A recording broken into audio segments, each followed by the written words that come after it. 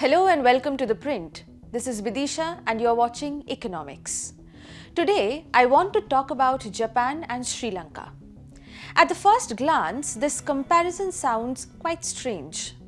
One is among the richest countries in the world and the other went through a full-blown economic collapse in 2022. But if you look carefully at how policy decisions were made, both countries were doing something very similar. They were using fiscal policy to avoid political decisions. And that rarely ends well. Let me clarify what I mean. Every government faces distributional conflict. Some people pay taxes, some receive benefits, some sectors need protection, and others need to adjust. Politics is supposed to deal with these conflicts openly. But very often, governments try to postpone them instead. They spend more, they borrow more, they push the problem into the future. This is not economic strategy, it's political avoidance. At its most basic level, fiscal policy decides on three things. Number one, who pays? Number two, who receives? And when adjustment happens, in theory, it helps economies to manage shocks and change gradually. In practice, it is often used to keep everyone reasonably satisfied, at least for now. Japan and Sri Lanka did this in different ways, but the underlying logic was the same. Japan could afford to delay.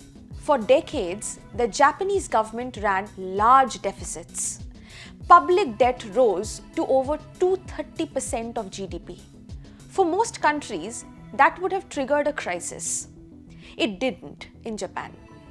Because the debt was mostly domestic, denominated in yen, and absorbed by banks, pension funds, and the central bank. This gave policymakers a lot of room. They didn't have to focus on reforms. They didn't have to confront powerful groups directly. Instead, fiscal policy absorbed the pressure. Spending smoothed over tensions.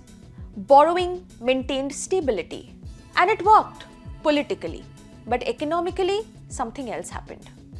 Growth stayed weak, productivity gains were limited, innovation was uneven. Japan didn't really collapse, but it also didn't move forward very much. This is what long-term stagnation looks like. Not dramatic, but persistent. There's an old idea in economics from Joseph Schumpeter that growth requires disruption. Inefficient firms exit. Old structures give way to new ones. When the state continuously cushions every single shock, that process slows down. Japan protected stability very successfully. But in doing so, it also reduced the pressure to adapt. Now let's move to Sri Lanka's case. Sri Lanka's case can be described as delaying until it breaks. Now Sri Lanka followed a similar path, but without Japan's buffers. Taxes were cut sharply, subsidies expanded, borrowing increased, much of it external. By 2021, tax revenue had fallen below 9% of GDP. That left the state extremely exposed. When foreign financing dried up, there was no room left to maneuver. The adjustment was sudden. Imports collapsed, inflation surged, and the currency fell sharply. The social cost was enormous. But the crisis also forced decisions that had been postponed for years. Taxes were raised, subsidies were reduced, debt was restructured under the International Monetary Fund program. These were not easy choices, but they were unavoidable.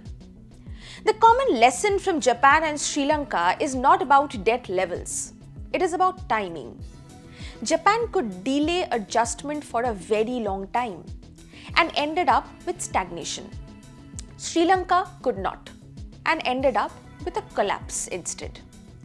Markets and institutions usually step in only when politics fails to act. That intervention is never gentle. The real takeaway is that economic sustainability is not just about managing numbers. It depends on whether governments are willing to confront difficult trade-offs early. Who pays more? Who loses protection? Who has to change? Fiscal policy can soften this process. It cannot replace it. Strong countries risk complacency and weaker countries risk crisis. The challenge is the same for both, to adjust early, gradually, and fairly. Money definitely can buy time, but it cannot really buy reform. Japan bought time and lost momentum. Sri Lanka instead ran out of time and lost stability. Both cases show the same thing. When fiscal policy substitutes for political decision making, the bill always arrives, just in different forms.